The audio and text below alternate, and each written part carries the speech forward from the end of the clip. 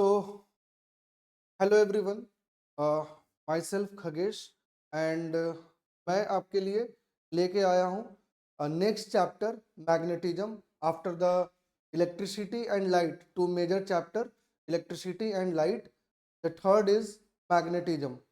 ठीक है, तो इसमें हम लोग मैग्नेटिज्म से रिलेटेड जो भी इंपॉर्टेंट डिस्कशन है एनसीईआरटी में और उससे रिलेटेड जो भी कॉन्सेप्ट है जो कि आपके क्लास 10th के साइंस एग्जाम में फिजिक्स के सेक्शन में जो कि इंपॉर्टेंट रोल प्ले करेंगे, उसको मैं लेके आया हूं आपके लिए, मैग्नेटिज्म चैप्टर को। ठीक है, तो इसको आप अच्छे से पढ़ेंगे, कॉपी पेन लेके बैठेंगे, नोट डाउन करेंगे। ठीक है, और अगर आप और ऑब्वियसली आप क्लास 10th में अच्छे मार्क्स ले आएंगे।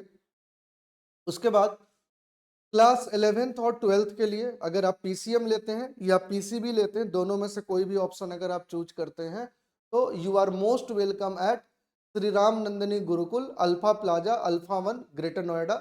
ठीक है, एंड बाकी के आपके जितने भी फिजिक्स केमिस्ट्री बायो के क्लास 10th के एग्जाम में साइंस के लिए जितने भी आपके लेक्चर्स हैं, क्वेश्चंस हैं, है ना, प्रीवियस ईयर क्वेश्चन, वो सारे आपको मिलेंगे। जो चैनल है केमिस्ट्री ऑल करके, है ना, और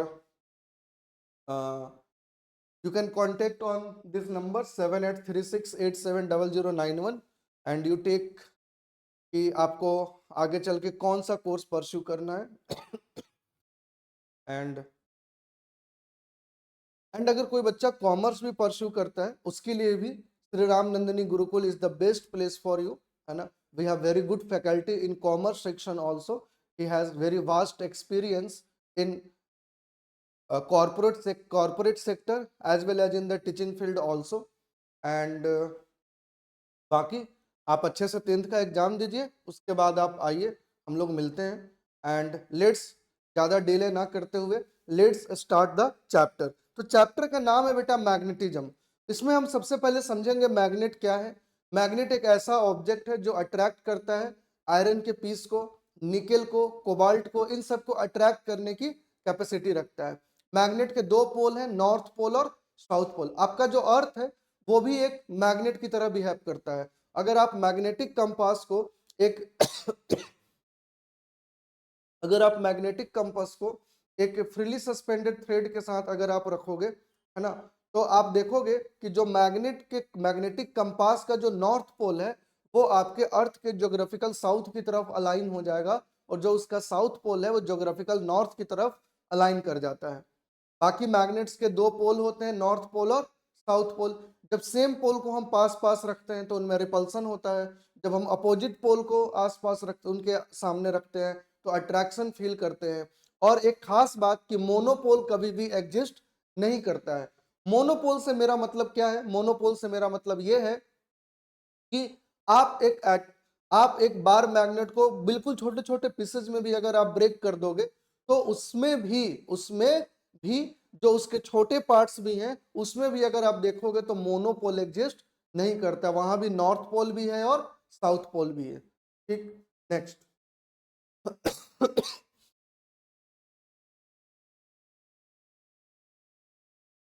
the next is magnetic field. अब जब मैग्नेट की बात होगी तो हम मैग्नेटिक फील्ड पे आते हैं। जैसे आपके इलेक्ट्रिसिटी में आपने पढ़ा था कि जो चार्ज होता है, चार्ज पार्टिकल, उसके सराउंडिंग में एक इमेजिनरी फील्ड क्रिएट होती है जिसको आप इलेक्ट्रिक फील्ड का नाम देते हो। वैसे मैग्नेट जो है अपने आसपास एक इमेजिनरी रीजन क्रिएट करता है, उसको हम मैग्नेटिक फील्ड बोलते हैं। और मैग्नेटिक फील्ड एक वेक्टर क्वांटिटी है, इसकी यूनिट है टेस्ला, आप कैपिटल टी से रिप्रेजेंट करते हो। तो एक बार डिफिनेशन भी देख लेते हैं। The space surrounding a magnet under influence of his other magnets and other magnets और magnetic material feel a force. ठीक है, तो मान लो आपने कोई मैग्नेट रखा। आप बचपन में ही आपने देखा होगा कि अगर आपके पास कोई बार मैग्नेट है, आपके पास कोई मैग्नेट है या बार मैग्नेट कह लो, उसके पास जब आप कोई आयरन का पार्टिकल्स या आयरन रिलेटेड कोई बॉडी या कोबाल्ट या निकल का कोई ऑब्जेक्ट ले जाते हो, तो जब जैसे जैसे उसके पास जाते हो आपको अपने हाथ पर एक फोर्स एक्सपीरियंस होता है। वो फोर्स किसकी वजह से होता है? वो मैग्नेटिक फील्ड की वजह से आपको फोर्स एक्सपीरियंस होता है। और वो एक इमेजिनरी रीजन है जो कि ऑब्वियसली नेकेड आई से आपको नहीं दिखता, बट वहां पे सराउंडिंग में क्या है? एक मैग्नेटिक फील्ड वर्क कर रही है। Next. Next, direction of magnetic field की अगर हम बात करें तो सपोज करो आपके पास एक बार मैग्नेट है, let us suppose we have a bar magnet. इस बार मैग्नेट में आपके यहाँ पे नॉर्थ पोल है, यहाँ पे साउथ पोल है। तो नॉर्थ पोल से हमेशा मैग्नेटिक फील्ड बाहर की तरफ ओरिजिनेट होता है और साउथ पोल पे टर्मिनेट होता है। तो आप देख रहे हो कि नॉर्थ पोल पे बाहर की तरफ मैग्नेटिक फील्ड ओरिजिनेट हो रहा है और साउथ पे सारा टर्मिनेट हो रहा है, और अंदर की तरफ मैग्नेटिक फील्ड का डायरेक्शन कैसे होता है, साउथ से नॉर्थ की तरफ होता है। एंड आप ये देखोगे कि अंदर में साउथ से नॉर्थ है, बाहर में नॉर्थ से साउथ है। तो आप कोई भी अगर एक लूप पकड़ लोगे तो आपको एक कॉन्टिन्यूअस क्लोज्ड कर्व मिलेगा। जैसे अगर आप इसी को देखो तो यहां से ऐसे गया, फिर ये ऐसे गया, फिर ये ऐसे गया, तो ये कॉन्टिन्यूअस क्लोज्ड कर्व है ना। या आप यहां से देखो ऐसे गया, फिर ऐसे गया, फिर ऐसे गया। तो आप चाहे इसको उठा लो या इसको उठा लो, there is a continuous closed smooth curve. ये मैंने यहाँ पे आपको एड्रेस कर दिया है। बाकी अगर आप यहाँ पे कोई पॉइंट ए रखो और यहाँ पे कोई पॉइंट बी है, यहाँ पे सी है और यहाँ पे डी है, और अगर आपसे ये पूछ लिया जाए कि कहाँ पे मैग्नेटिक फील्ड की स्ट्रेंथ ज्यादा है, तो जहां पे फील्ड की इंटेंसिटी यानी कि जहां पे नंबर ऑफ फील्ड लाइंस ज्यादा डेंस होंगे, जहां पे नंबर ऑफ फील्ड लाइंस ज्यादा होंगे, जहां पे उनका ग्रुपिंग ज्यादा होगा, नंबर्स ज्यादा होगा, वहां पे फील्ड की स्ट्रेंथ बहुत ज्यादा होगी। जैसे आप देखो तो ये इस ए पे और बी पे फील्ड ज्यादा है। अब अगर सी और डी में देखोगे तो डी पे ज्यादा होगा, क्योंकि यहाँ पे नंबर ऑफ फील्ड लाइन ज्यादा पास पास है in comparison to C. Next is properties of magnetic field lines. मैग्नेटिक फील्ड लाइंस की क्या प्रॉपर्टीज है? तो पहली प्रॉपर्टी है कि outside the bar magnet magnetic field lines is directed from north pole to south pole, यानी कि नॉर्थ से ओरिजिनेट हुआ और साउथ पे टर्मिनेट हुआ। दूसरा, inside the bar magnet magnetic field lines is directed from south pole to north pole. Next, ये जो दो फील्ड लाइंस होते हैं, this is very important, two field lines never intersect या cross each other. Why? Because at the common point of intersection, at common point of intersection, the north pole of magnetic needle will point towards two direction which is impossible. वो दो तरफ possible नहीं है।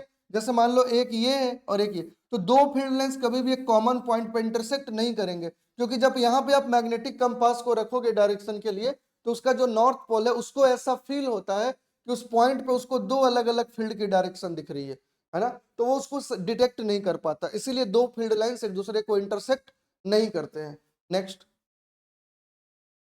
Next में जैसे ये question है, how is a uniform magnetic field in a given region represented, draw a diagram and support of your answer. जैसे मैंने इसका सॉल्यूशन देखो, ये यूनिफॉर्म मैग्नेटिक फील्ड है जबकि ये नॉन यूनिफॉर्म मैग्नेटिक फील्ड है। This is non uniform magnetic field. दोनों में डिफरेंस क्या है? जो यूनिफॉर्म मैग्नेटिक फील्ड है इसमें आप देखोगे कि हर एक फील्ड लाइंस के बीच में एक इक्वल डिस्टेंस ऑफ सेपरेशन है, जबकि नॉन यूनिफॉर्म में कहीं पे कम है और कहीं पे ज्यादा है। अगर मैं इसमें 3 पॉइंट अलग अलग दे दूं, जैसे 1 3 2, और अगर मुझे इसमें देखना हो कि कहां पे फील्ड लाइंस ज्यादा है, तो ऑब्वियसली 2 पे मैग्नेटिक फील्ड स्ट्रेंथ ज्यादा है 1 के कंपैरिजन में, क्योंकि यहाँ पे फील्ड लाइंस थोड़े ज्यादा क्लोज है इन कंपैरिजन टू 1 वाला। यहाँ दूर दूर है, यहाँ पे फील्ड लाइंस थोड़े ज्यादा है ना, तो 2 का ज्यादा होगा 1 से। नेक्स्ट, नाउ ओरेस्टेड की डिस्कवरी क्या थी? ओरेस्टेड की डिस्कवरी ये कहती थी कि अगर कोई करंट कैरिंग वायर है तो वो अपने आसपास क्या क्रिएट करेगा? मैग्नेटिक फील्ड क्रिएट करेगा। ये पता कैसे चलेगा, देखते हैं। तो सबसे पहले मान लो कि t इक्वल टू 0 माइनस पे ये आपकी एक सर्किट है, यहाँ बैटरी लगाया, ये स्विच ऑफ है, तो ये बल्ब में कोई करंट पास नहीं कर रही क्योंकि स्विच ही ऑफ है। इसके पास अगर आपने मैग्नेटिक कंपास को रखा तो नॉर्थ पोल है, ये मैग्नेटिक कंपास का नॉर्थ है और ये साउथ है, तो इसमें कोई भी डिफ्लेक्शन शो नहीं कर रहा है। No deflection, no deflection in magnetic compass, in magnetic compass. यहां पे मैग्नेटिक कंपास में कोई भी डिफ्लेक्शन नहीं है। लेकिन अगर वहीं पे आप इसको देखो, t इक्वल टू 0 पे मान लो आपने स्विच को ऑन किया, स्विच को ऑन करते ही यहां से करंट फ्लो किया और बल्ब ग्लो किया। अब यहाँ पे चूंकि ये करंट कैरिंग वायर है, जब हम इसके पास मैग्नेटिक कंपास को ले जाते हैं इसी वाले को, तो ये एक डिफ्लेक्शन शो करता है। जो पहले यहां था, अब यही मैग्नेटिक कंपास इस तरीके से एक डिफ्लेक्शन शो करता है, यहाँ पे नॉर्थ और यहाँ पे साउथ आया, तो दिस इज द डिफ्लेक्शन। और ये डिफ्लेक्शन किसकी वजह से है? मैग्नेटिक फील्ड की वजह से है। तो यहाँ पे डिफ्लेक्शन शो कर रहा है, डिफ्लेक्शन शो कर रहा है due to magnetic field, due to magnetic field. यहाँ पे मैग्नेटिक फील्ड की वजह से ये डिफ्लेक्शन शो कर रहा है। तो जब भी आपसे ओरेस्टेड की डिस्कवरी या ओरेस्टेड के एक्सपेरिमेंट पे सवाल पूछा जाता है तो आप ये दोनों सर्किट डायग्राम ड्रॉ कर देंगे, that is more than enough for your answer. कई बार ऐसा होता है कि जैसे बहुत सारे लोग आंसर फ्रेमिंग में थोड़े से वीक होते हैं, तो ऐसे लोगों को अपने इमोशन को एक्सप्रेस करने के लिए, खास करके फिजिक्स में, केमिस्ट्री में, आप अपनी इमोशन को एक्सप्रेस करने के लिए फिजिक्स में आप क्या कर सकते हो, आप सर्किट डायग्राम सर्किट डायग्राम ज्यादा दिखाओ, ग्राफ्स दिखाओ, मैथमेटिकल एक्सप्रेशन दिखाओ। This is also the another way of expressing your emotion in front of the examiner.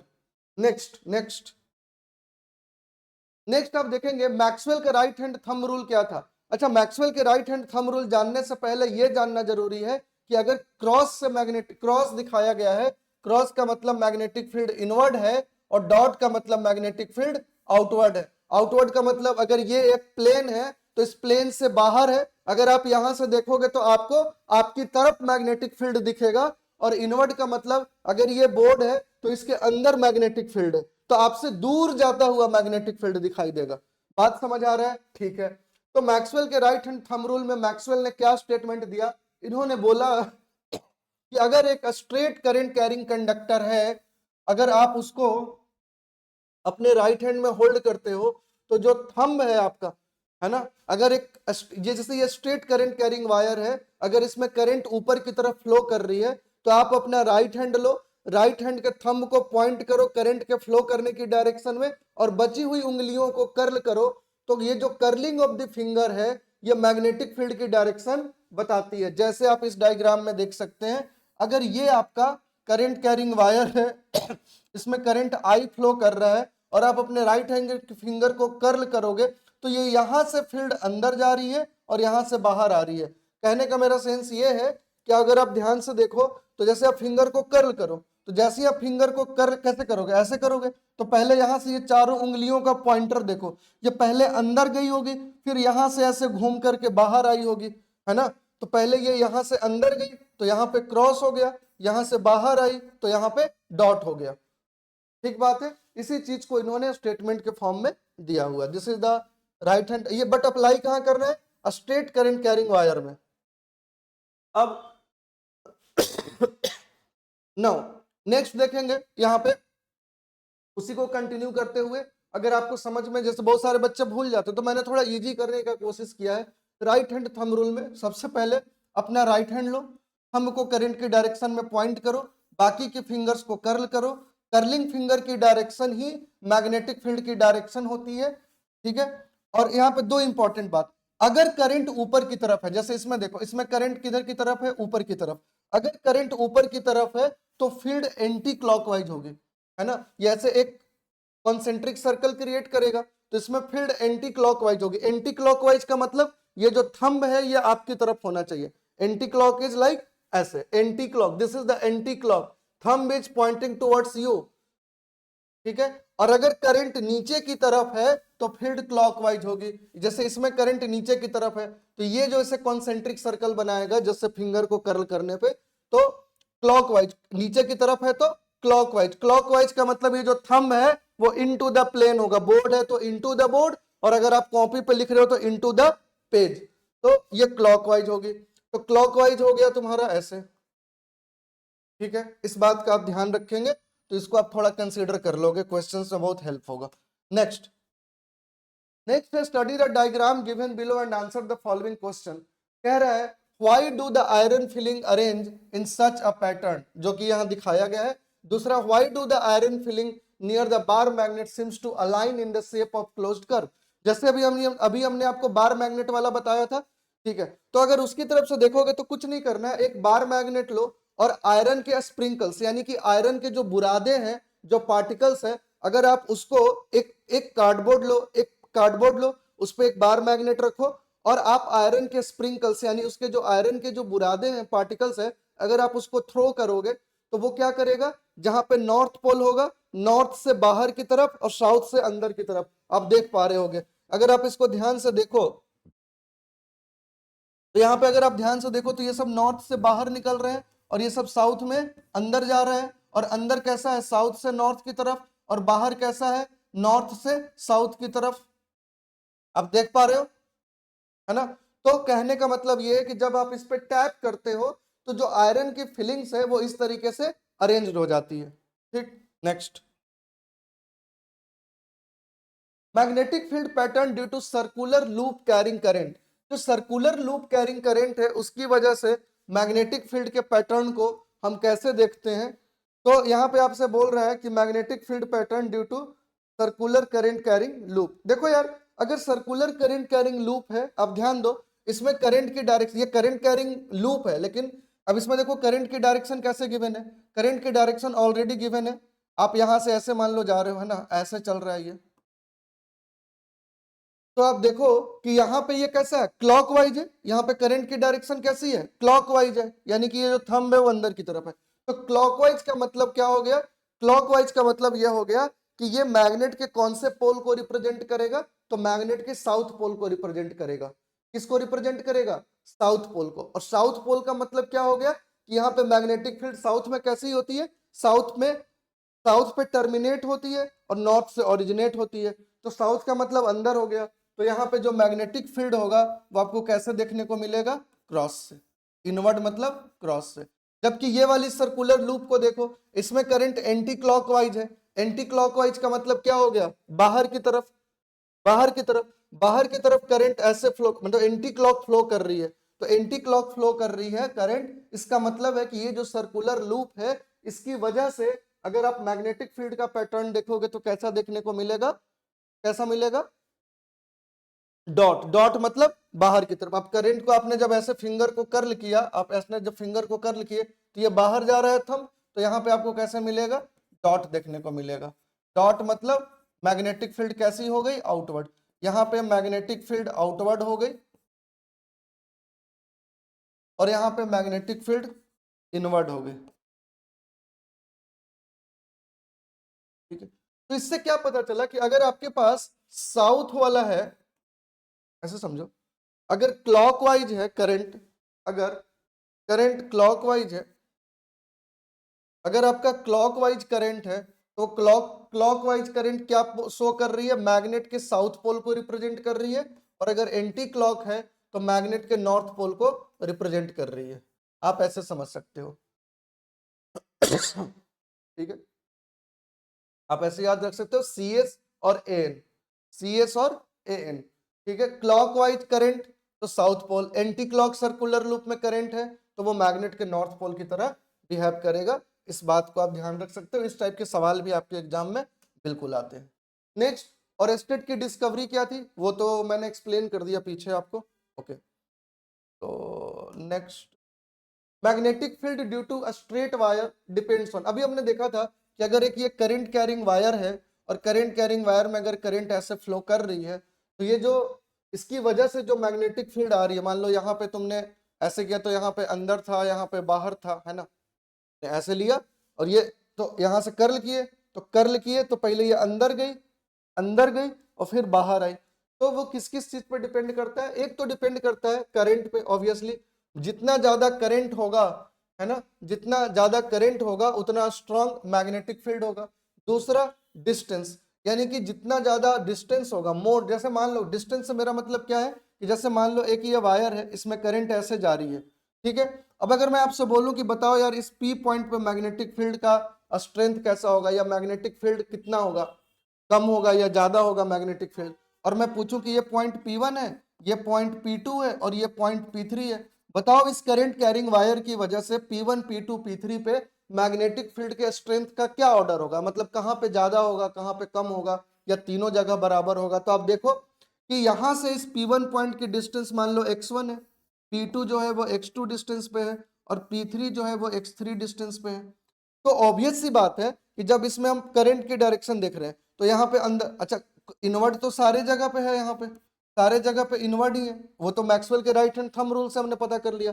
लेकिन एक सोच के देखो कि जो पॉइंट करंट कैरिंग वायर के जितना पास होगा वहां पे मैग्नेटिक फील्ड का स्ट्रेंथ उतना ज्यादा होगा इन कंपेरिजन टू जो पॉइंट दूर है। तो इसीलिए ये किस पे भी डिपेंड करता है, डिस्टेंस पे। तो जितना ज्यादा डिस्टेंस होगा उतना वीक मैग्नेटिक फील्ड होगा। और तीसरा, direction of current. Direction of current से मतलब ये है कि अगर आप करंट की डायरेक्शन रिवर्स कर दोगे तो जो मैग्नेटिक फील्ड है उसका भी वो भी रिवर्स हो जाएगा। जैसे ये करंट ऊपर जा रही है, लेकिन अगर हम यही करंट नीचे ले ले और हम सेम सिचुएशन को देखें तो पहले जो इनवर्ड था अभी यही कैसा हो जाएगा, आउटवर्ड हो जाएगा। तो आपने करंट के डायरेक्शन को रिवर्स किया तो मैग्नेटिक फील्ड की डायरेक्शन भी रिवर्स हो गई। तो overall once again magnetic field due to straight wire depends on, सबसे पहला करंट, जितना ज्यादा करंट उतना स्ट्रॉन्ग मैग्नेटिक फील्ड। और डिस्टेंस के मामले में जितना ज्यादा डिस्टेंस करंट कैरिंग वायर से जिस पॉइंट पे मैग्नेटिक फील्ड पूछा है ना, अगर वो जितना ज्यादा डिस्टेंस पे है उतना वीक मैग्नेटिक फील्ड होगा। और डायरेक्शन ऑफ करंट, अगर आप करंट की डायरेक्शन को वायर में रिवर्स कर दोगे तो आपका क्या हो जाएगा, मैग्नेटिक फील्ड की जो डायरेक्शन है वो भी रिवर्स हो जाएगी। नेक्स्ट, अब ऐसे जैसे इसमें कुछ कुछ क्वेश्चन मैंने ले लिया है, अब इसको देखते हैं कि कैसे हम कैलकुलेट करेंगे। जैसे पहला सवाल देखो, पहले वाले क्वेश्चन में ये एक स्ट्रेट करंट कैरिंग वायर है, इसमें करंट आई फ्लो कर रही है, पी पॉइंट पर मैग्नेटिक फील्ड का डायरेक्शन पूछा है। अब ये वायर ऐसे है, पहला वाला ये वायर ऐसे है, इसमें करंट इधर की तरफ फ्लो कर रही है। तो राइट हैंड लो, राइट हैंड लो और क्या करो, राइट हैंड का जो थंब है उसको करंट के डायरेक्शन में पॉइंट करो और बची हुई उंगलियों को कर्ल करो। ठीक है, तो यहां से अंदर जा, पहले अंदर गया और फिर बाहर आया। तो पी पॉइंट पे मैग्नेटिक फील्ड का डायरेक्शन कैसा होगा बताइए, पी पॉइंट पे मैग्नेटिक फील्ड का डायरेक्शन कैसा होगा। अब इस टाइप में क्या किया करो, सबसे पहले तो आप अपने वीडियो को पॉज कर दिया करो और वीडियो को पॉज करने के बाद, वीडियो को पॉज करने के बाद आप पहले खुद से देखो कि क्या आंसर आ रहा है ना, और उसके अकॉर्डिंग फिर आप आगे समझ सकते हो, मतलब और फिर आप आंसर को मैच कर लिया करो। इतना बात समझ में आ रहा है? ठीक है, तो आपसे इसमें पूछा गया कि बताओ भैया क्या डायरेक्शन होगा, तो लेट्स ट्राई। तो देखो यार, यहाँ पे ये ऐसे था, करंट ऐसे जा रही थी, है ना, तो आपने अपने बची हुई फिंगर को कर्ल किया, ये ऐसे था, है ना, तो यहाँ से अंदर गया और फिर बाहर आया। तो यहाँ से पहले अंदर जा रहा है, यहाँ से अंदर जा रहा है और यहाँ से बाहर आ रहा है। तो यहाँ पे मैग्नेटिक फील्ड की डायरेक्शन कैसी होगी, क्रॉस। इसमें देखो अभी तो बताया करंट नीचे की तरफ है, तो अगर ये वायर है इसमें करंट नीचे जा रही है तो अपना राइट हैंड लो, थंब को पॉइंट करो और फिंगर को कर्ल करो। तो पहले जब इसको कर्ल करोगे तो यहाँ से ये अंदर जाएगी और यहाँ से बाहर आएगी, तो इस पे कैसा आ जाएगा, डॉट आ जाएगा। नेक्स्ट, इसमें देखो, इसमें यह है ऐसा वाला सिचुएशन, ऊपर इसको पॉइंट किया, कर्ल की मतलब कर्ल किया फिंगर को, तो यहाँ पे क्रॉस आ गई।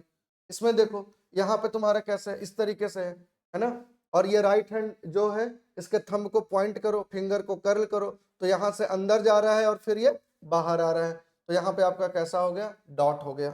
फिर इसमें देखो यहाँ पे ऐसे है, ठीक है, ये रहा तुम्हारा, है ना, तो यहाँ से तुम्हारा अंदर जा रहा है और फिर यहाँ से अंदर जा रहा है और फिर कहाँ आ रहा है, बाहर आ रहा है, तो यहाँ पे क्रॉस हो गया। इसमें देखो इस पी पॉइंट पे इन दोनों वायर की वजह से पूछा है, तो मान लो इस वाले की वजह से कैसी होगी, इस वाले की वजह से यहाँ पे पहले अंदर आएगा मैग्नेटिक फील्ड, ठीक है, और इस वाले वायर की वजह से मान लो कि टोटल डिस्टेंस इन दोनों वायर के बीच में डी है, हम ऐसा मान लेते हैं कि दोनों वायर के बीच में टोटल डिस्टेंस डी है। अब दोनों में करंट देखोगे तो इस वाले में करंट ऊपर की तरफ है ना, और बची हुई फिंगर को कर्ल करो तो इस पी पॉइंट पे पहले ये अंदर जा रहा है, ठीक है, और फिर बाहर आ रहा है, यहाँ पे हो गया। इस वाले की वजह से देखो तो पहले ये अंदर जाएगा और फिर यहाँ पे बाहर आएगा। अब मैग्नेटिक फील्ड कैसी क्वांटिटी है, वेक्टर क्वांटिटी है, तो यहाँ से यहाँ तक टोटल डिस्टेंस डी है, तो d/2 ये होगा और d/2 डिस्टेंस ये होगा इस पी पॉइंट पे, है ना, यहाँ से जितना डिस्टेंस ये है उतना ही डिस्टेंस इसका है कि नहीं। अब एक मैग्नेटिक फील्ड है वेक्टर क्वांटिटी, अब एक मैग्नेटिक फील्ड सपोज करो अंदर है, मान लो कि सेम मैग्नीट्यूड के दो मैग्नेटिक फील्ड है,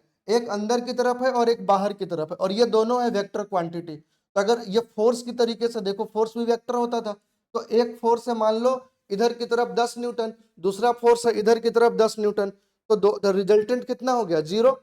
दोनों एक दूसरे को कैंसिल कर देंगे, सेम मैग्नीट्यूड के फोर्स अपोजिट डायरेक्शन में है, तो यहाँ पे रिजल्ट कितना हो गया, यहाँ पे रिजल्ट कितना हो गया, नेट मैग्नेटिक फील्ड कितनी होगी पी पॉइंट पे, 0। इसमें देखो, इसमें एक टोटल डिस्टेंस मान लो d है, यहां से यहां तक d/2 हो गया, सिमिलरली यहां से यहां तक d/2 हो गया। इसमें ऊपर जा रही है करंट, तो p पॉइंट पे मैग्नेटिक फील्ड इनवर्ट होगी, late us suppose this magnetic field is b1, और इसकी ये नीचे है तो इसमें ऐसे है करंट, तो पहले यहां से कैसे जाएगी अंदर और फिर आएगी बाहर, तो इसकी वजह से भी कैसा है क्रॉस है, और ये मान लो B2 है। तो नेट मैग्नेटिक फील्ड कितना हो गया यहाँ पे, दोनों को हम ऐड कर देंगे B1 plus B2, B1 vector plus B2 vector.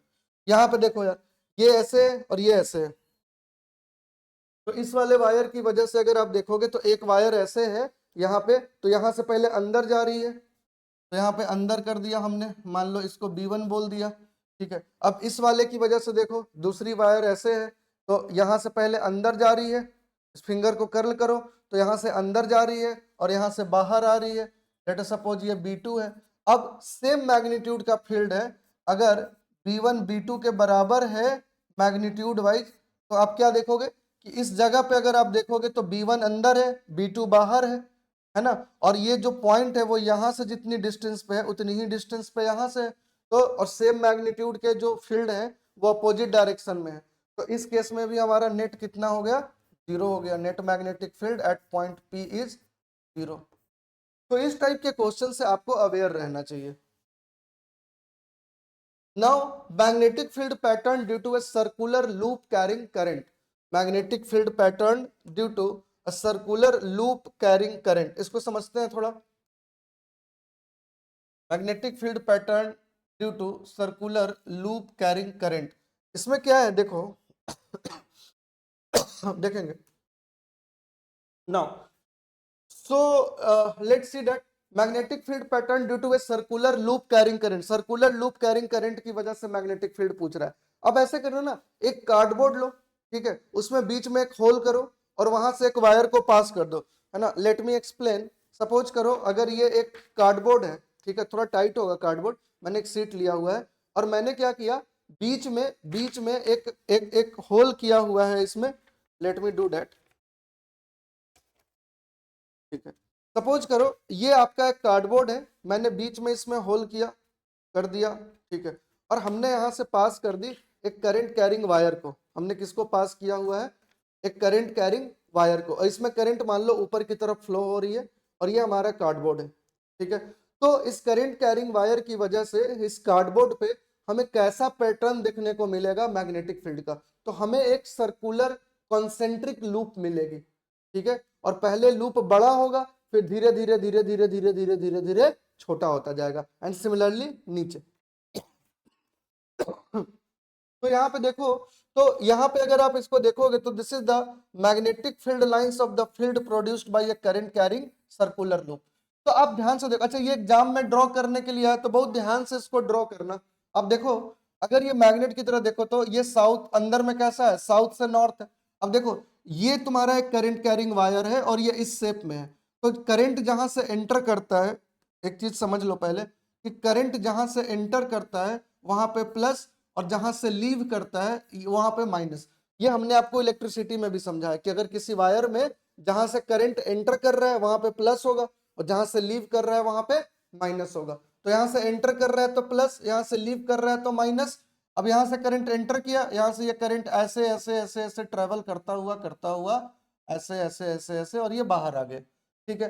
तो अब इस करंट कैरिंग सर्कुलर लूप की वजह से मैग्नेटिक फील्ड कैसा होगा, मैग्नेटिक फील्ड का पैटर्न क्या होगा देखते हैं।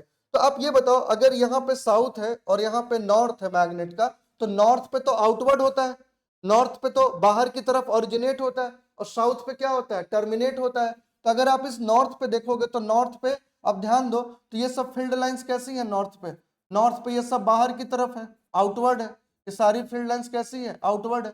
और साउथ में आप देखोगे तो कैसा है, यहां से सब टर्मिनेट हो रही है अंदर की तरफ, है ना, ये ऐसे है तुम्हारा, ठीक है। तो अब ध्यान दो, तो अगर ऐसे करते जाओगे तो पहले ये बड़ा हो गया फिर धीरे धीरे धीरे धीरे छोटा होता जा रहा है, और यहाँ पे देखोगे तो आपको कैसा दिखेगा, एक कॉन्सेंट्रिक सर्कुलर लूप दिखेगा।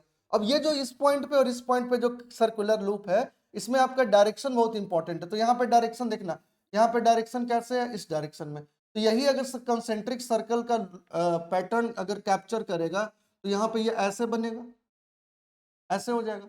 और लूप बनाओ तो और लूप बना दिया, यहां से ऐसे हो जाएगा, ठीक है। तो यही पैटर्न आपको देखो यहाँ देखने को मिल रहा है, ऐसे धीरे धीरे कॉन्सेंट्रिक सर्कल छोटी होती चली जाएगी ऐसे। जबकि आप यहाँ पे देखो इस वाले पैटर्न पे आप देखोगे तो इस जगह पे कैसा है, इस जगह पे ये ऐसे है, तो यहाँ पे अगर इस लूप को कंप्लीट करो तो ये ऐसे बनेगा, यहाँ से ये ऐसे जाएगी करंट, ये होगा डायरेक्शन। सिमिलरली अगर थोड़ा इस वाले को देखोगे तो इस वाले में कैसा हो रहा है, इस वाले में कैसा हो रहा है, यहाँ से ये अंदर और ऐसे, तो यही तुम्हारा क्या होगा, ये लूप बनता चला जाएगा। तो इसमें जो डायरेक्शन है, जो एरो मैंने मार्क किया, दैट इज द इंपॉर्टेंट। अगर ये एग्जाम में अगर आपको ड्रॉ करने के लिए आता है तो आप बहुत अच्छे से इसको नीट एंड क्लीन अच्छे से आप एरो वगैरह को लगा करके रिप्रेजेंट करेंगे। ठीक है, आई होप कि ये समझ में आ गया होगा। Next, so now magnetic field due to circular loop carrying current, एक सर्कुलर लूप कैरिंग करंट की वजह से मैग्नेटिक फील्ड किस किस चीज पे डिपेंड करेगा। तो देखो यार, अगर ये एक सर्कुलर लूप है और इसमें करंट अगर आई फ्लो कर रहा है, वो एंटी क्लॉक भी हो सकता है और क्लॉक भी हो सकता है। तो मान लो ये सर्कल का सेंटर है ओ, ये रेडियस है आर, तो मतलब ये तो आपको बस ध्यान, मतलब इसको समझाने के लिए मैंने लिखा है, ये अभी सिलेबस का पार्ट आपके नहीं है, 12th में जाओगे तो मैं इसको डिराइव भी कराता हूँ। तो मैग्नेटिक फील्ड सर्कुलर लूप के सेंटर पे कितनी होती है, mu naught into n into I by 2r। Mu naught permeability होती है फ्री स्पेस की, इन नंबर ऑफ टर्न्स है। जैसे आप देख रहे थे कॉन्सेंट्रिक सर्कल, तो उसमें कई सारे टर्न्स बन रहे थे, आई इसमें फ्लो होने वाला करंट है और आर रेडियस है। तो अगर आप ध्यान से देखोगे तो ये जो मैग्नेटिक फील्ड है बी, ये डायरेक्टली प्रोपोर्शनल है current flowing in a loop के, और मैग्नेटिक फील्ड डायरेक्टली प्रोपोर्शनल है नंबर ऑफ टर्न्स के, but magnetic field inversely proportional है रेडियस के। तो अगर आप यहां से देखोगे तो जो मैग्नेटिक फील्ड है due to the circular loop carrying current that depends on current, अगर आप करंट को इंक्रीज करोगे तो आपका मैग्नेटिक फील्ड इंक्रीज होगा। सिमिलरली अगर आप करंट को डिक्रीज करोगे तो मैग्नेटिक फील्ड क्या होगा, डिक्रीज करेगा। दूसरा, नंबर ऑफ टर्न्स, जितना ज्यादा टर्न्स होगा उतना हमारा मैग्नेटिक फील्ड इंक्रीज होगा। तीसरा, रेडियस, यहाँ पे इनवर्स रिलेशन है, अगर आप रेडियस को बढ़ाओगे तो फील्ड कम होगा सेंटर पे, अगर आप रेडियस को कम कर रहे हो तो फील्ड ज्यादा होगा। तो अगर आप रेडियस कम है तो फील्ड ज्यादा है। Next, magnetic field due to solenoid. Solenoid क्या होता है, सोलेनोइड सपोज करो एक स्ट्रेट वायर है और उस स्ट्रेट वायर को क्या करो, अब क्वाइल के फॉर्म में बना दो। ठीक है, बस ध्यान ये रखो कि एक टर्न और दूसरे टर्न के बीच में एयर गैप यूनिफॉर्म होना चाहिए, एयर गैप यूनिफॉर्म होना चाहिए। तो जैसे सपोज करो कि ये आपका एक सोलेनोइड है, सोलेनोइड का मतलब क्या है, it is a coil of multiple circular turns. आप यहाँ पे देख पा रहे होगे, यहाँ पे कई सारे सर्कुलर टर्न्स आपको देखने को मिल रहे हैं, 1 2 3 4 5, इस तरीके से आपको सर्कुलर लूप देखने को मिल रहे हैं। तो it is a coil of multiple circular turns of insulated copper wire that is wrapped closely in the shape of the cylinder. अब यार देखो, अगर इसको आप सामने से फ्रंट व्यू में देखो, अगर आप इसको सामने से फ्रंट व्यू में देखो तो ये आपको कैसा दिखेगा, सामने से एज ए ऑब्जर्वर अगर आप इसको देखोगे इस लूप को, तो ये आपको कुछ कुछ कैसा दिखेगा, ये आपको कुछ कुछ कैसा दिखेगा, ये आपको कुछ कुछ सिलिंड्रिकल शेप में दिखेगा, सर्कुलर शेप में दिखेगा। इसका जो क्रॉस सेक्शन है वो कुछ कुछ सर्कुलर शेप में देखने को मिलेगा। मान लो इसकी रेडियस है आर, है ना, और ये सब देखोगे तो हर एक लूप के बीच में एयर गैप लगभग लगभग हमने यूनिफॉर्म रखने की कोशिश की है। बीच में जो खाली स्पेस है वो क्या है, एयर गैप है, और ये कैसा है, लगभग यूनिफॉर्म है। तो हमने इसको क्या किया, एक मेटालिक वायर से कनेक्ट, मतलब ये मेटालिक वायर से आगे कनेक्ट किया हुआ है, ये बैटरी, इसकी पोटेंशियल V है, पॉजिटिव टर्मिनल से करंट निकला। अब ध्यान देना यार, यहां से जो करंट निकला है, ये करंट यहां से एंटर किया, तो ये करंट कैसे जाएगा, ये करंट पहले ऐसे जाएगा, फिर ये यहां से ऐसे जाएगा, फिर यही करंट यहां से ऐसे आएगा, फिर ये करंट इस लूप में जाएगा, यहां से ऐसे जाएगा, फिर ये करंट ऐसे टर्न करेगा, फिर ये करंट ऐसे चलेगा, ठीक है, फिर ये करंट ऐसे जाएगा, फिर ये करंट ऐसे आएगा, फिर ये ऐसे जाएगा, फिर ये करंट यहाँ पे ऐसे हो गया, फिर ये करंट देखो इसका डायरेक्शन ये हो गया, फिर इस करंट का डायरेक्शन यहाँ पे ये है, फिर इसको आगे घुमाओगे डायरेक्शन ये हो जाएगा, फिर आप आगे जाओगे करंट का डायरेक्शन ये हो गया, फिर आगे जाओगे ये करंट यहाँ से बाहर निकल जाएगा और यही करंट फिर ऐसे और ऐसे आएगा और ये चलता रहेगा। ठीक है, अब देखना यार, समझना, अगर ये वाला एंड बैटरी के पॉजिटिव टर्मिनल से कनेक्टेड है और ये वाला एंड बैटरी के निगेटिव टर्मिनल से कनेक्टेड है, तो आप देखो यहाँ पे करंट की डायरेक्शन, यहाँ पे जो करंट फ्लो हो रहा है वो कैसे हो रहा है, यहाँ से करंट ऐसे अंदर जा रहा है और यहाँ से ऐसे, मान लो कि इस वाले पे देखो, यहाँ से करंट यहाँ से ऐसे गया, ये वाली करंट ऐसे गई, ऐसे, ठीक है। तो आप यहाँ पे देखो, और मान लो कि ये अंदर जो है तुम्हारा फील्ड लाइंस इस तरीके से, ये तुम्हारी मैग्नेटिक फील्ड लाइंस है, this is the magnetic field lines. तो ये अंदर में कैसे होती है, साउथ से नॉर्थ। तो अगर ये डायरेक्शन है, मतलब यहाँ पे साउथ पोल है, तो यहाँ पे क्या हो गया, नॉर्थ पोल हो गया, है ना। तो मैग्नेटिक फील्ड लाइंस कैसे होगी, नॉर्थ से निकलेगी और साउथ में टर्मिनेट करेगी, और अंदर साउथ से नॉर्थ हो गई, ठीक है। नॉर्थ से निकलेगी, साउथ में टर्मिनेट करेगी, और अंदर साउथ से नॉर्थ होगी। तो ये कुछ कुछ बार मैग्नेट की तरह बिहेव कर रहा है। तो सोलेनोइड क्लियर हो गया। It is a coil of multiple circular turns of insulated wire, copper wire that is wrapped closely in the shape of a cylinder. Next, a strength of magnetic field. अब यार देखो यहाँ पे ना एक concept समझो, जैसे ये सोलेनोइड था, ठीक है, यहां से साउथ से अंदर गया, नॉर्थ से बाहर आया। इस हमने 3 पॉइंट कंसीडर किए हैं। हमने यहाँ पर रखा है पॉइंट 1, यहाँ पे 2 है, और यहाँ पे 3 है। और अगर मैं ये देखूं कि विच इज करेक्ट रिगार्डिंग किसके, स्ट्रेंथ ऑफ मैग्नेटिक फील्ड, तो अभी मैंने आपको बताया था कि जहां पे जितना ज्यादा फील्ड लाइंस है, वहां पे उतना ज्यादा आपका क्या होगा, मैग्नेटिक फील्ड का स्ट्रेंथ होगा, ठीक है। जहां पर जितना ज्यादा स्ट्रेंथ होगा, जितना मतलब स्ट्रांग होगा, उतना वहां पे क्या होगा, मैग्नेटिक फील्ड का स्ट्रेंथ होगा। तो अगर आप इस क्वेश्चन को ध्यान से देखोगे, तो आप देखो, सबसे पहली चीज, ये 1 पॉइंट अंदर है, ये वाला पॉइंट कहाँ है, इस सोलेनोइड के अंदर है। तो यहाँ पे मैग्नेटिक फील्ड सबसे ज्यादा स्ट्रांग होगा, ठीक है। उसके बाद कहाँ पे होगा, 2 पे, यहाँ पे भी फील्ड डेंसिटी काफी ज्यादा है। और 3, ये वाला जो पॉइंट है तो सोलेनोइड के बाहर है, यहाँ पे बहुत ही वीक मैग्नेटिक फील्ड होगा। हम बोल सकते हैं कि लगभग 0 मैग्नेटिक फील्ड है, काफी वीक होगा। तो क्या आंसर होगा, सबसे ज्यादा फील्ड कहाँ एक्सपीरियंस होगा, 1 पे, फिर 2 पे, और सबसे कम 3 पे। Next, strength of magnetic field due to solenoid. Solenoid की वजह से जो मैग्नेटिक फील्ड का स्ट्रेंथ है वो किस किस चीज पर डिपेंड करता है। तो सबसे पहला, नंबर ऑफ टर्न्स, जितना ज्यादा टर्न्स उतना स्ट्रॉन्ग मैग्नेटिक फील्ड। दूसरा, करंट को इंक्रीज करोगे मैग्नेटिक फील्ड इंक्रीज होगी। तीसरा, the gap between the turns reduce, अगर टर्न्स के बीच के गैप रिड्यूस हो रहे हैं तो फील्ड आपका बढ़ेगा। उसके बाद डायरेक्शन ऑफ करंट रिवर्स, अगर आप करंट की डायरेक्शन को रिवर्स करते हैं तो पोलैरिटी भी, यानी कि साउथ पोल नॉर्थ पोल जो पोलैरिटी है वो भी रिवर्स हो जाएगी। तो किस पे डिपेंड किया, अगर आप नंबर ऑफ टर्न्स बढ़ाते हो मैग्नेटिक फील्ड सोलेनोइड में बढ़ेगा, यस सर। दूसरा, अगर हम करंट का स्ट्रेंथ बढ़ाते हैं तो क्या मैग्नेटिक फील्ड इंक्रीज होगा, यस सर। तीसरा, क्या टर्न्स के बीच में जो गैप है अगर हम उसको रिड्यूस करेंगे तो मैग्नेटिक फील्ड और इंक्रीज होगी, यस सर। उसके बाद डायरेक्शन ऑफ करंट रिवर्स करेंगे तो पोलैरिटी रिवर्स होगी, यस सर। तो ये था इसका। Next, now we come to the electromagnet. Electromagnet में क्या हो, सपोज करो ये एक आयरन का बार है, आयरन का नेल है, हमने इसके ऊपर बढ़िया से वायर लपेटा और नीचे जो है हमने इससे एक बैटरी कनेक्ट कर दी, स्विच को ऑन किया, इसमें करंट फ्लो करने लगेगी। अब ये करंट कैरिंग वायर क्या करेगा, अपने चारों तरफ मैग्नेटिक फील्ड क्रिएट करेगा। तो इलेक्ट्रोमैग्नेट क्या है, it is a long coil of insulated copper wire, long coil of insulated copper wire which is wrapped around a soft iron core, जो कि सॉफ्ट आयरन कोर के ऊपर वाउंड किया हुआ होता है। It is a temporary magnet. Why temporary, जितना देर तक करंट फ्लो करता रहेगा इसमें उतना देर तक ये जो है आपका बार मैग्नेट की तरह बिहेव करेगा। जैसी करंट का फ्लो खत्म, ये बार मैग्नेट नहीं रह जाएगा। तो जब तक है करंट तब तक है इसमें क्या, जब तक है करंट तब तक है ये मैग्नेट की तरह। तो कैसा हो गया, टेम्परेरी। तो वही हमने लिखा है कि it is a temporary magnet. An electromagnet works, electromagnet किस पे वर्क करता है, ये सब क्वेश्चन पूछ सकता है। Electromagnet works on the principle of magnetic effect of current, magnetic effect of current.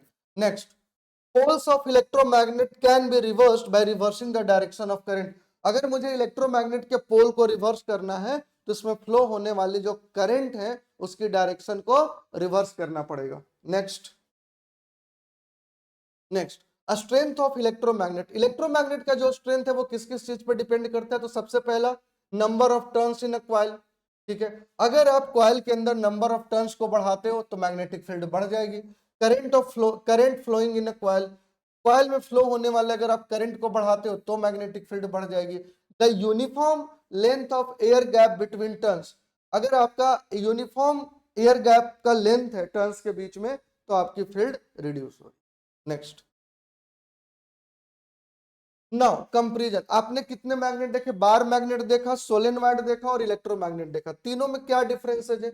जो बार मैग्नेट है ये आपका एक परमानेंट मैग्नेट है with fixed pole, permanent magnet with the fixed pole. चूंकि मैग्नेट परमानेंट है तो इसमें पोल भी फिक्स हो गया, नॉर्थ पोल और साउथ पोल। सिमिलरली सोलेनॉइड में अगर आप देखोगे तो जो कॉइल है उसके जो वायर होते हैं वो बाउंड होते हैं इन अ सिलिंड्रिकल शेप। उसका बाहर से as a observer cross section कैसा दिख रहा था?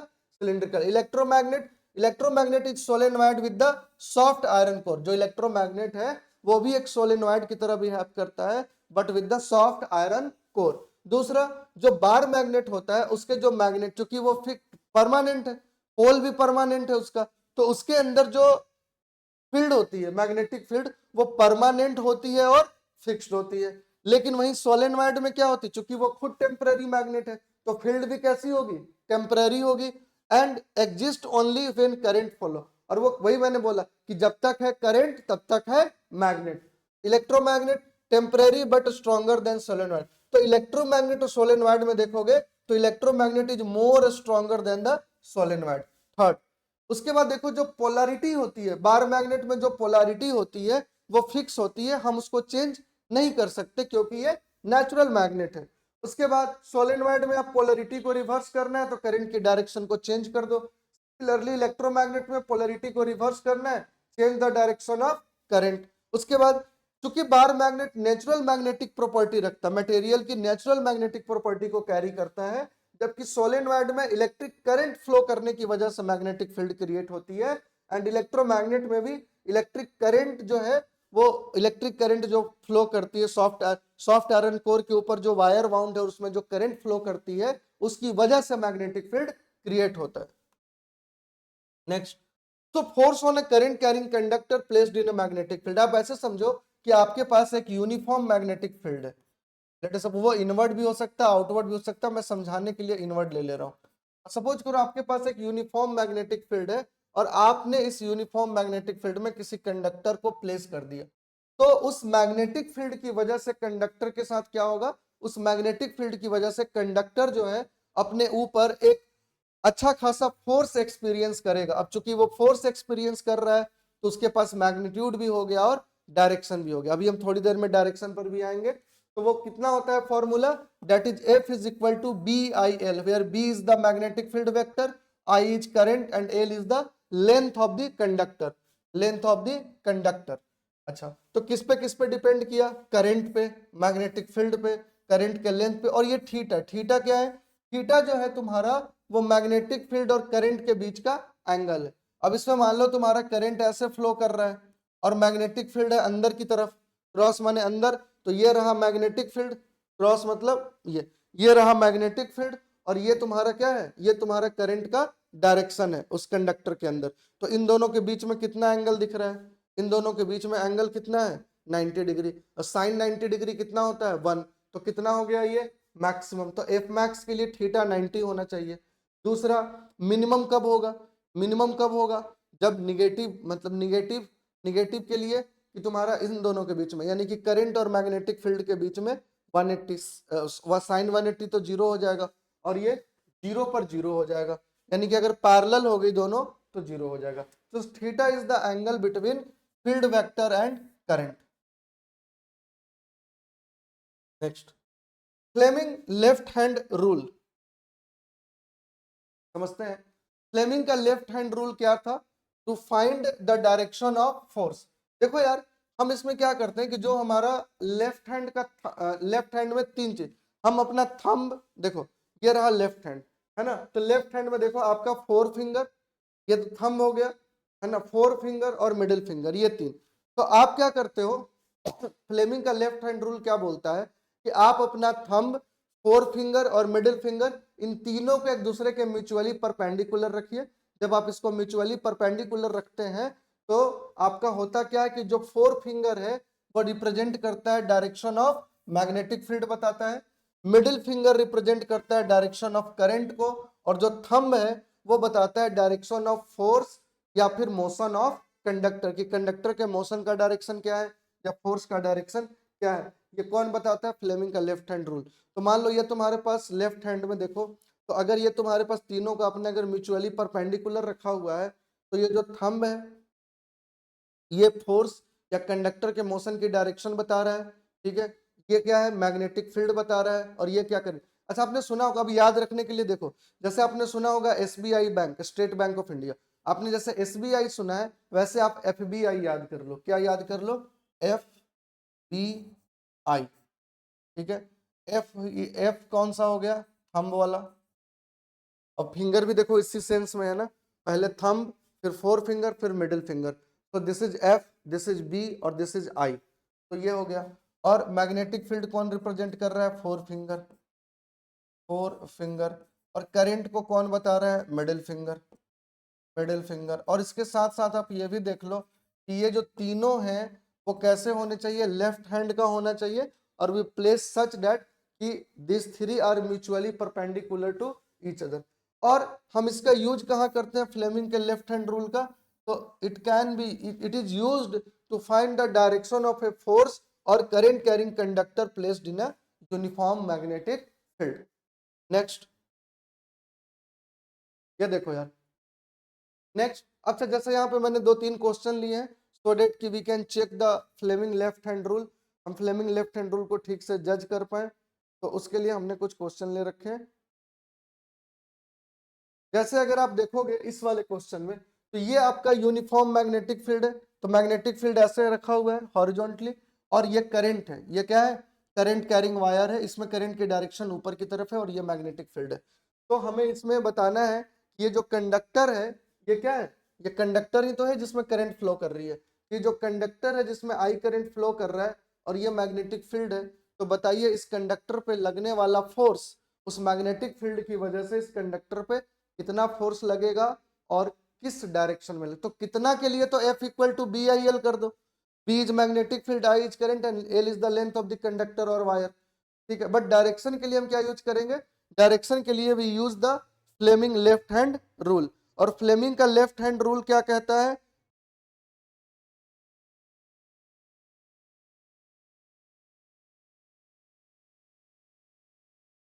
फ्लेमिंग का लेफ्ट हैंड रूल बेटा क्या कहता है? फ्लेमिंग का लेफ्ट हैंड रूल ये बताता है कि जैसे इसमें अगर आपको डायरेक्शन बताना है तो लेट मी, ध्यान देना इधर, बिल्कुल अच्छे से सीख लो। आप अपना लेफ्ट हैंड साथ साथ निकालेंगे, ठीक है। और आप अपना देखो तीनों फिंगर को म्यूचुअली परपेंडिकुलर रखो, thumb, four finger, middle finger. अब जो सीखे हो उसको अप्लाई करो। देखो ये क्या होता था एफ, ये क्या होता था बी और ये क्या होता था आई। तो ये तो आपको बताना है, ये दोनों इनपुट में गिवन है। तो मैग्नेटिक फील्ड को ये मैग्नेटिक फील्ड बता रहा था, तो इसको यानी कि जो फोर फिंगर है इसको मैग्नेटिक फील्ड की डायरेक्शन में रखो, रख दिया सर। ये जो मिडिल फिंगर है ये करंट की डायरेक्शन बताता है, इसको करंट की डायरेक्शन में रखो, तो इसको हमने करंट की डायरेक्शन में रख दिया। देखो ये हो गया करंट की डायरेक्शन में मिडिल फिंगर, ये आपका क्या हो गया? ये आपका हो गया फोर फिंगर मैग्नेटिक फील्ड के डायरेक्शन में। तो ये थंब अपने आप किधर बता रहा है? थंब किधर गया? अगर इधर मैग्नेटिक फील्ड है इधर करंट है तो थंब किधर है? थंब अंदर की तरफ है। यानी कि इस कंडक्टर पर इस मैग्नेटिक फील्ड की वजह से जो फोर्स लग रहा है वो इनवर्ड लग रहा है। एफ कैसा लग रहा है? इनवर्ड। नेक्स्ट क्वेश्चन, इसमें देखो, अब मैग्नेटिक फील्ड ऊपर की तरफ है और करंट ऐसे, फिर से लेफ्ट हैंड रूल। अब ध्यान देंगे, करंट ये एफ है, ये बी है और ये आई है। तो मैग्नेटिक फील्ड ऊपर की तरफ है, ठीक है, करंट इधर की तरफ है। तो ये हो गया, ये तो एफ बताता है आउटपुट, इसको छोड़ दो, इन दोनों को देखो अभी। तो मैग्नेटिक फील्ड ऊपर फोर फिंगर, जो मिडिल फिंगर है वो करंट इधर की तरफ। तो जो थंब है वो क्या देगा? थंब आपको देगा इस कंडक्टर पर लगने वाला फोर्स का डायरेक्शन, और वो किधर है? आउटवर्ड है। किधर है? आउटवर्ड है। तो यानी कि इस कंडक्टर पे जो फोर्स लग रहा है वो किधर लग रहा है? आउटवर्ड लग रहा है। आउटवर्ड है फोर्स का डायरेक्शन।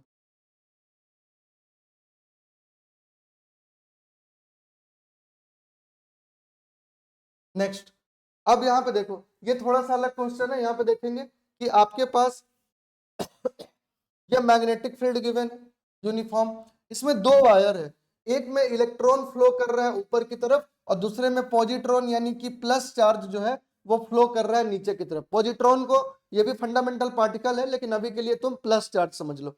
ये फ्लो कर रहा है नीचे की तरफ। तो पूछ रहा है कि बताओ इन दोनों वायर की वजह से, जो दोनों वायर में एक में इलेक्ट्रॉन फ्लो कर रहा है, एक में प्लस चार्ज यानी पॉजिट्रॉन फ्लो कर रहा है, तो बताओ इसकी वजह से फोर्स का डायरेक्शन कैसा होगा। अब फिर से हम फ्लेमिंग का लेफ्ट हैंड रूल लगाएंगे। तो देखो यार, एक चीज को समझो, मैं इसका सॉल्यूशन आपको बताता हूं। जैसे लेट अस सपोज कि आपके पास बेटा ये मैग्नेटिक फील्ड है, ये क्या है, मैग्नेटिक फील्ड है, ठीक है। इसमें इलेक्ट्रॉन ऊपर की तरफ है, ठीक है सर।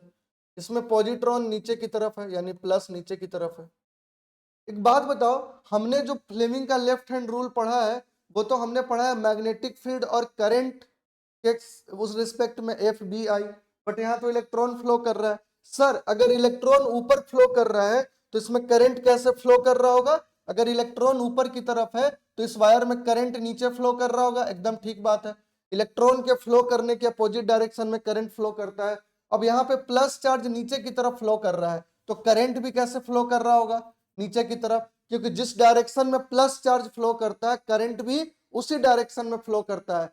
जबकि इलेक्ट्रॉन के साथ उल्टा है, जिस डायरेक्शन में इलेक्ट्रॉन फ्लो करेगा उसके अपोजिट करंट फ्लो करेगा। ठीक है, हमने करंट बना लिया, अब हम निकालना स्टार्ट करते हैं। तो पहले हम इसकी वजह से देख लेते हैं, ठीक है। तो इसमें देखो यार, ये रहा मैग्नेटिक फील्ड, ये रही करंट।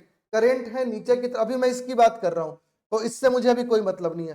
करंट नीचे की तरफ, मैग्नेटिक फील्ड इधर, ये मैग्नेटिक फील्ड, ये करंट, तो थंब बाहर की तरफ, यानी कि इस वाले वायर पे जो फोर्स का डायरेक्शन है वो आउटवर्ड है। अब इस पे देख लेते हैं फिर से। अब इस वाले वायर पे आ जाओ, सेकंड वाले पे, करंट नीचे, मैग्नेटिक फील्ड ये, तो थंब बाहर की तरफ, तो इस पे भी इस पे भी फोर्स का डायरेक्शन कैसा है? आउटवर्ड है। आई होप कि ये क्लियर होगा। Now we come to the right hand palm rule. Right hand palm rule क्या है? अगर मान लो, अगर मान लो कि आपने जो है, मान लो लेफ्ट हैंड रूल भूल गए किसी भी कारणवश, तो आपके पास ये दूसरा अस्त्र है, दूसरा हथियार है सेम टाइप के क्वेश्चन को सॉल्व करने के लिए। Alternate is the right hand palm rule. अब राइट हैंड पाम रूल क्या कहता है? ये तुम्हारा रहा राइट हैंड पाम रूल, ये जो थप्पड़ है ना, राइट हैंड पाम रूल, ऐसे मजाक कर रहा हूं, राइट हैंड पाम रूल। तो अब इसको, इसके थ्रू भी जो है हम सेम आंसर निकाल सकते हैं। इसमें करना कुछ नहीं होता है, आप अपना राइट हैंड लो, ले लिया सर, वो तो पहले से है। अब इस राइट हैंड में देखो, ये जो फिंगर की जो टिप्स है, ये जो उंगलियों का जो किनारा है, ये रिप्रेजेंट किसको करता है? ये रिप्रेजेंट करता है मैग्नेटिक फील्ड को, ठीक है। और ये थंब किसको रिप्रेजेंट करता है? करंट को। तो ये जो पाम है वो बताता है कि हमारा जो फोर्स है वो अगर ये अंदर की तरफ गया तो इनवर्ट हो गया, बाहर आ गया तो आउटवर्ड हो गया। जैसे तीनों क्वेश्चन में अप्लाई करते हैं। तो सबसे पहले इस क्वेश्चन में आओ। इस क्वेश्चन में अपना राइट हैंड लो, ले लिया सर, मैग्नेटिक फील्ड की डायरेक्शन में इनको प्लेस करो। ये जो राइट हैंड के जो ये जो उंगलियों का, राइट हैंड में ये जो उंगलियों का जो ये टिप है, इनको प्लेस करो मैग्नेटिक फील्ड की डायरेक्शन में, और इस थंब को प्लेस करो करंट की डायरेक्शन में। तो ये जो पाम है, जो ये वाला हिस्सा है, वो अपने आप बता देगा कि फोर्स किधर है। अगर ये अंदर गया तो अंदर, और बाहर है तो बाहर। जैसे इस क्वेश्चन में देखिए, आपने मैग्नेटिक फील्ड को ऐसे रखा, करंट ऊपर गया, ठीक है, तो ये जो पाम था वो कहां चला गया? ये वाला हिस्सा, ये वाला जो हिस्सा था जिस पे लकीरें बनी हुई हैं हाथों की, वो कहां चली गई? अंदर की तरफ। ऐसा देखो, ये मैग्नेटिक फील्ड, ये करंट, ये अंदर चली गई, तो अंदर चली गई तो कैसा हो गया? इन्वर्ट। इस पे आ जाओ, मैग्नेटिक फील्ड ऊपर की तरफ, तो ये जो फिंगर्स है, जो टिप है, इनको ऊपर की तरफ कर दिया, कर दिया। करंट लेकिन सर इस डायरेक्शन में है, तो इसको कैसे प्लेस करे सर? देखो, तो ऐसे कर दो, है ना, ऐसे कर दो। ये रहा मैग्नेटिक फील्ड, ये रहा मैग्नेटिक फील्ड, ये थंब को रख दिया करंट की डायरेक्शन में, तो ये जो पाम है ये तुम्हारी तरफ हो गया, तो कैसा हो गया? आउटवर्ड। इसमें देखो, इस वाले क्वेश्चन का ये सॉल्यूशन था। इसमें ये मैग्नेटिक फील्ड थी, इसमें करंट नीचे था, इलेक्ट्रॉन ऊपर था, करंट नीचे था। देखो, ये रहा मैग्नेटिक फील्ड की तरफ और ये रहा करंट, ये तो ये किधर आ रहा है? पाम बाहर की तरफ, तो आउटवर्ड हो गया। सिमिलरली इस वाले वायर में, तो करंट नीचे, मैग्नेटिक फील्ड ये रहा, तो किधर है? बाहर की तरफ, तो दोनों जगह कैसा था? आउटवर्ड। तो अगर वो भूल जाओ तो ये भी आप यूज कर सकते हैं।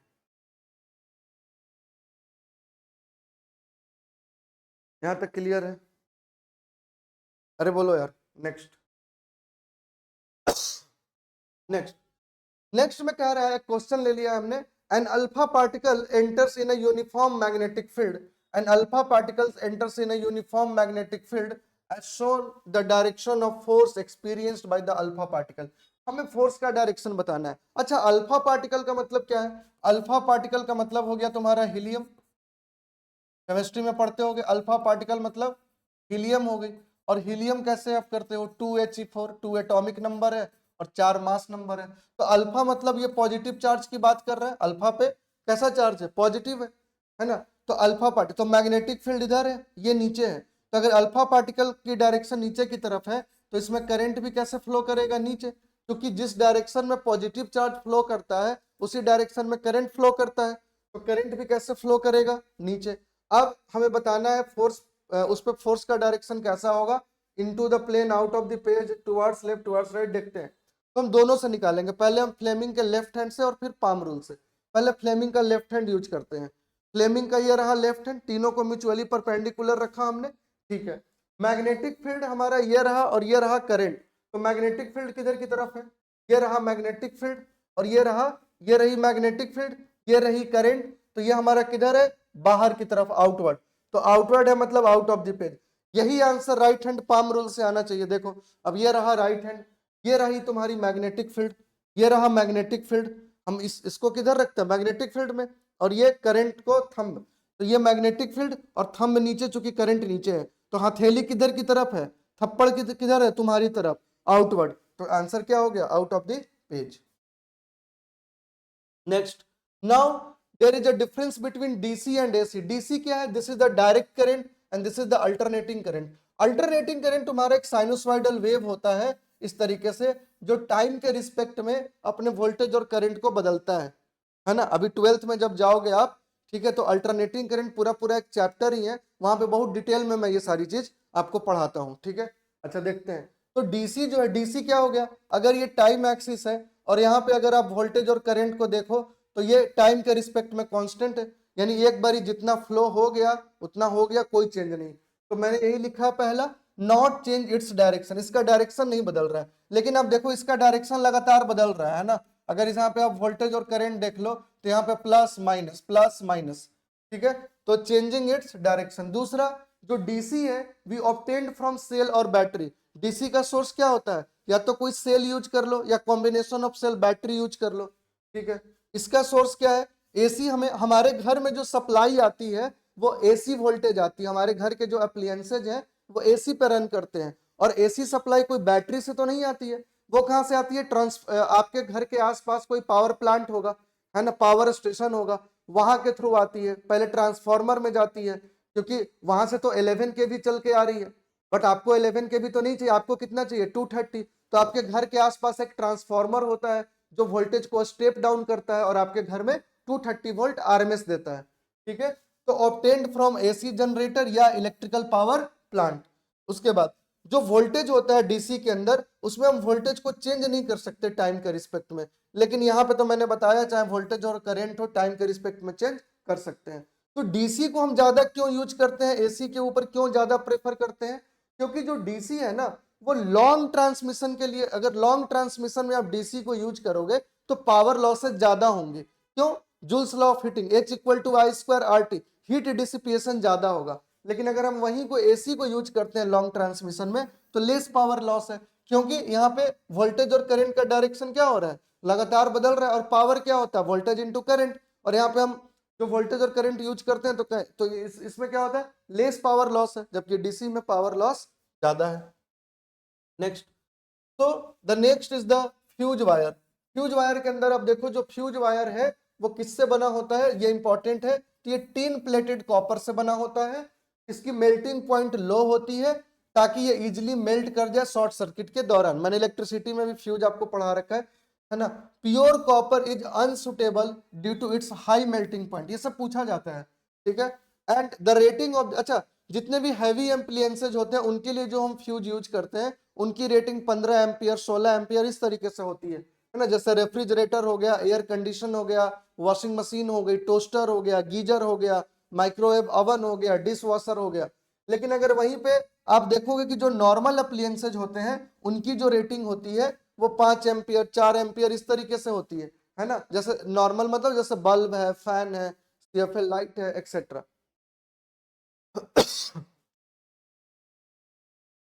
So now this is all about the magnetism. आप इसको अच्छे से रिवाइज कीजिए।